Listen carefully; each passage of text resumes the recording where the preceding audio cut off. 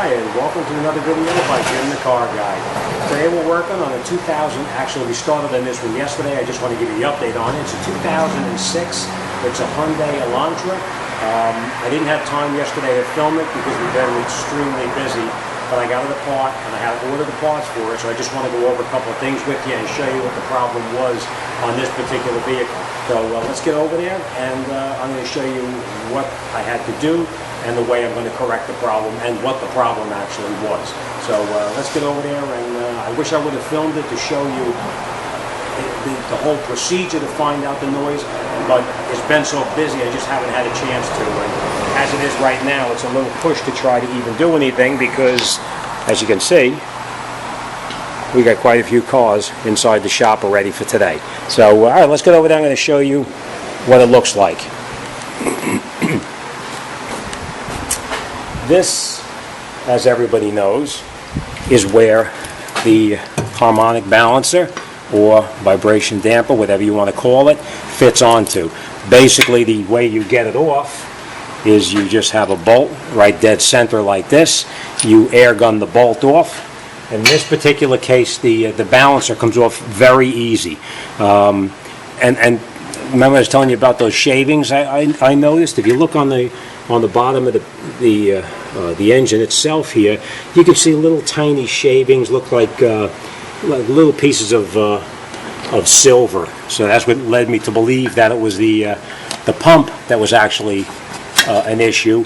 But as it turns out, once I looked down through the top right up in here, I could see, I'll show you, that the damper was actually eating in to the timing case cover. As you can see, it was just starting to chew into it, and those filings that we were seeing in there was actually the aluminum casing being eaten up, and as it was spinning, it was throwing all these little aluminum flakes all over the place.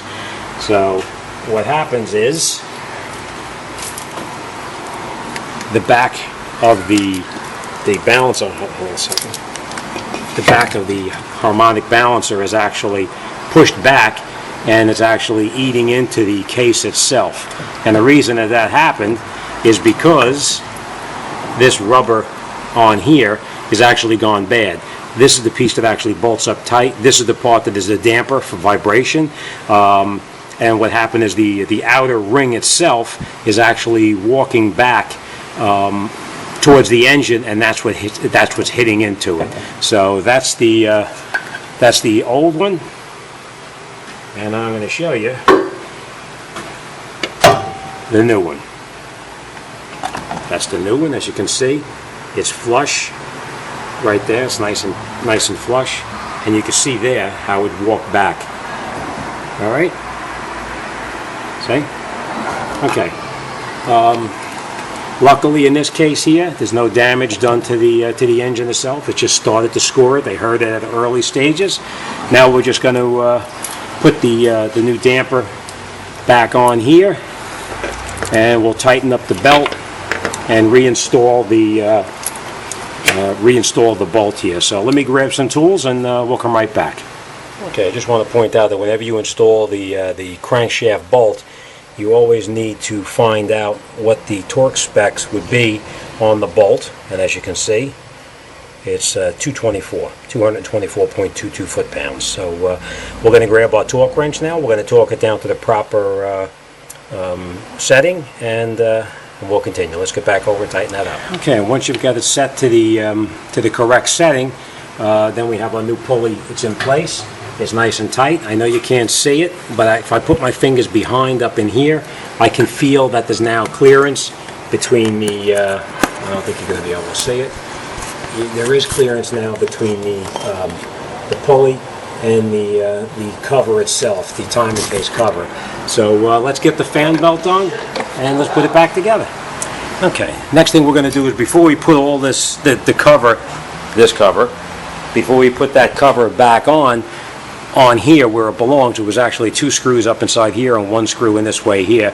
Before we put that cover back on, we're going to put the fan belt on because the tensioner is actually down underneath the bottom right up inside here. You need like a 19 millimeter socket or wrench to get on there to put it back on. So we're going to put the belt back on from the bottom, and before we put that cover on and the wheel back on, we're going to start it up and make sure it's okay. I'll show you what how the fan belt routing is going to be, and then we'll do that. That's the routing of the fan belt. So we're going to get the belt on the vehicle, and then we'll lower it down, and we're going to start it back up. So let me get that belt on there, and I'll show you how that goes. Okay, now that we have the belt connected on, and I might add that the belt is a real pain in the rear end to get on. But when you get the belt on, you're going to try to get the belt over the top of the pulleys here, and also down here also, and the lip is actually too big to get it on. So what we got to do is you got to go up around the top up here, put the belt on, and then the last piece that you're going to slide on is going to be right up on the top, right up here around this idler pulley right here. That's the last piece you're going to slide on. It goes on fairly easy like that. This is how you get in here to get to the tensioner, right up on top right here. And obviously once you have it reconnected up there, you want to just check and make sure that the belt is in the grooves the way it's supposed to be here.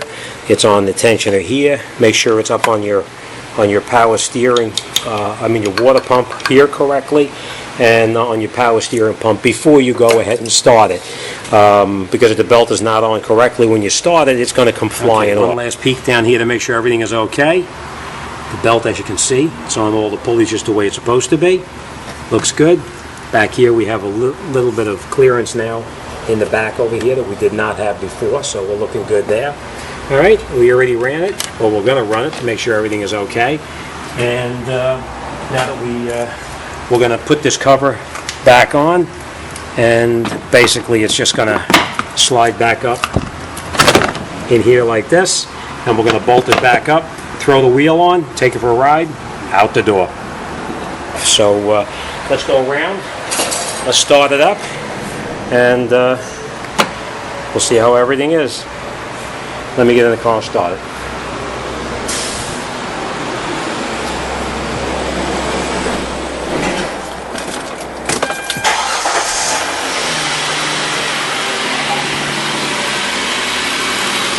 Okay. Now that we have it started, check the belt to make sure that nothing is off on the pulleys. Never put your fingers down there, obviously. I'm sure you guys already know that. But that's about it. All right, so now that we have the belt on, it's nice and quiet. As you can hear, there's no chirping, no nothing. Sounds perfect. All right, as always, thanks for watching, and I'll see you on the next one.